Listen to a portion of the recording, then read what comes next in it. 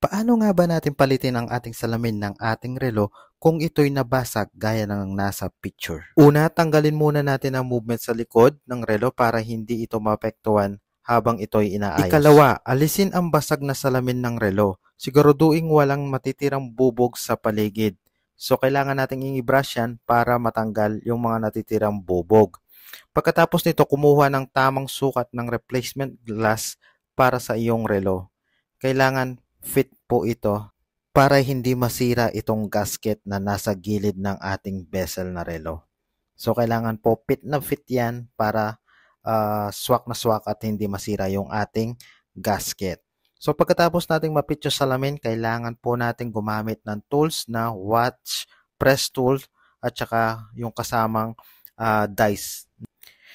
I-roll lang natin ito pataas para magkasya yung ating dice na paglalagyan ng ating salamin.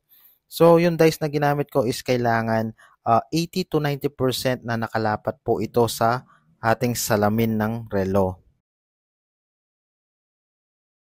So, pag nailapat na natin, so roll on natin pababa yung ating watch press tools hanggang ito'y lumapat sa dice. So, just to make sure na kailangan nating ayusin yung ating dice na kailangan lapat na lapat po ito sa salamin. And then, mag-ingat po tayo dito dahil madulas po ito. So, kailangan lapat na lapat po yan. So, yung ginamit ko dito is 90% sa kanyang glass. So, medyo ingat-ingat ako dyan guys kasi baka mabasag yung ating salamin or dumulas yung dice.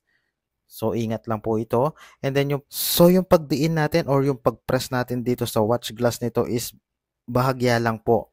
Kasi yung ating salamin na ginamit is manipis lang po. Hindi siya tulad ng diver. So, may tendency po na mag-crack or mabasag ang ating salamin kapag ito ay sobrang press. Dahil yung ating glass na ginamit is manipis lang. So, dito guys is pinagmamasdan ko kung meron siyang nakaangat pa na kailangan ulitan or okay na okay niya.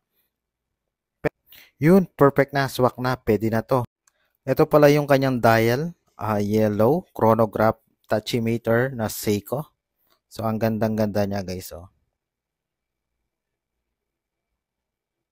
Tapos, ito yung finished product na ating ginawan ng salamin guys. Sana may natutunan kayo sa ating video na to.